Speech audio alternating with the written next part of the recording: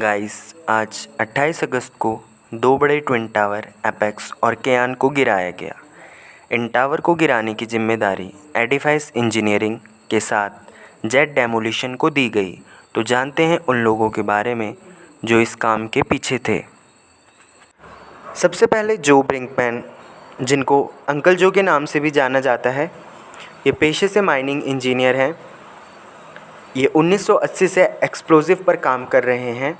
इन्होंने सन 1994 से अपनी कंपनी जेट डेमोलिशन की शुरुआत की थी और सन 2020 में जो कोच्चि की 3 इमारतें गिराई गई उसमें भी ये इंचार्ज रहे हैं।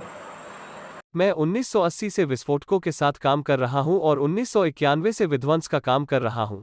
इसलिए मैं आपको यह नहीं बता सकता कि मैंने कितने भवनों को गिराया है।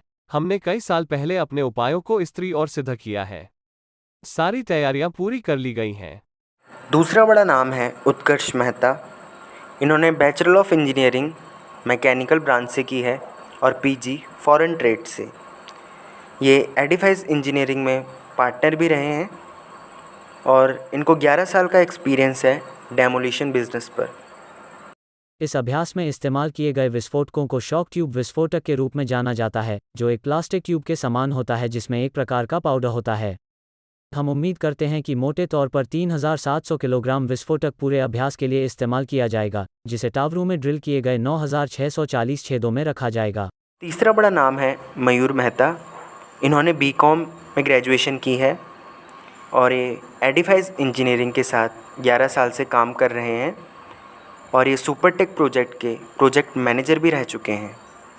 ड्रिलिंग की मात्रा, आंतरिक और बाहरी इंटवर्क को हटाना, इमारतों को लपेटना, चार्ज करने की प्रक्रिया, सब कुछ केरल में हमने जो किया उससे कहीं अधिक है।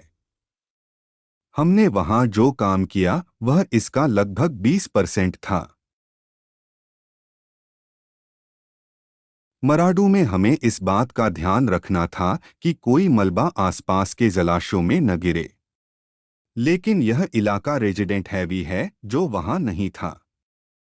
पड़ोसी एमराल्ड कोर्ट का सटरक 2 टावर केवल 9 मीटर दूर है। टावरों की ऊंचाई भी एक कारक है। केरल में सबसे ऊंची इमारत 65 मीटर थी, यहां यह 100 मीटर है। यह परियोजना अद्वितीय है।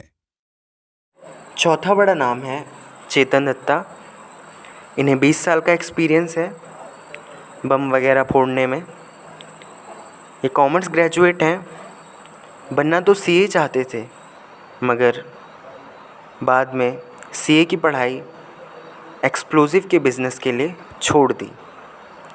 भारत सरकार की तरफ से ये प्रमाणित ब्लास्टर हैं। और आखिरी नाम डॉक्टर डीपी कनुंगू। इन्होंने एमटेक और पीएचडी आईआईटी रुड़की से की है। ये सीएसआईआर सीबीआरआई से सन 1994 से जुड़े हुए हैं। सीबीआरआई यानी सेंट्रल बिल्डिंग रिसर्च इंस्टीट्यूट। ये सीबीआरआई में चीफ साइंटिस्ट हैं। अभी जो बिल्डिंग में ब्लास्ट हुआ था, इन्होंने इसमें अपनी टीम के साथ 2 करोड़ के इक्विपमेंट्स लगाए थे ताकि आगे की रिसर्च में हम उनको काम में ला सकें।